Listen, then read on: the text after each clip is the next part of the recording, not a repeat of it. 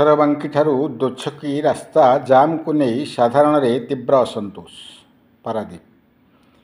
ପାରାଦୀପରେ ପ୍ରତିଦିନ ଭଳି ଆଜି ମଧ୍ୟ ସକାଳ 7 ଘଟିକାରୁ 9 ଘଟିକା ପର୍ଯ୍ୟନ୍ତ ଲାଗି ରହିଥିଲା 10 ଚକିଆ ଠାରୁ 14 ଚକିଆ ଟ୍ରକ୍ ଜାମ୍। ସାଧାରଣ ଲୋକଙ୍କର ଯାତାୟାତରେ ନାହିଁ ନଥିବା ଅସୁବିଧା ସୃଷ୍ଟି ହେଉଛି।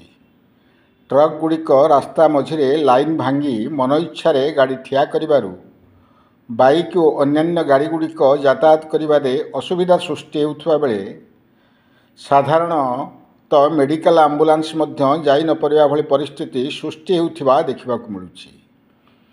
ଏଥିରେ ସାଧାରଣ ଲୋକଙ୍କ କଥା ନ କହିଲେ ଭଲ। ଲୋକେ ରଙ୍ଗ ରୁଟ୍ରେ ଯାତାୟାତ କରୁଥିବା ବେଳେ ଦୁର୍ଘଟଣା ହେବ ନାହିଁ ବୋଲି ଏଡ଼ାଇ ଦେଇହେବ ନାହିଁ। ସେଥିପାଇଁ ବିଭିନ୍ନ ସମୟରେ ଲୋକେ ଦୁର୍ଘଟଣାର ଶିକାର ହେବାକୁ ପଡ଼ୁଛି। ଏଥିପ୍ରତି ଧ୍ୟାନ ଦେବାକୁ ସାଧାରଣରେ ଦାବି ହେଉଛି। ପାରାଦୀପରୁ ପୁରୁଷୋତ୍ତମ ଶତପଥୀଙ୍କ ରିପୋର୍ଟ, କ୍ରାନ୍ତିଧାରା ପ୍ଲସ୍।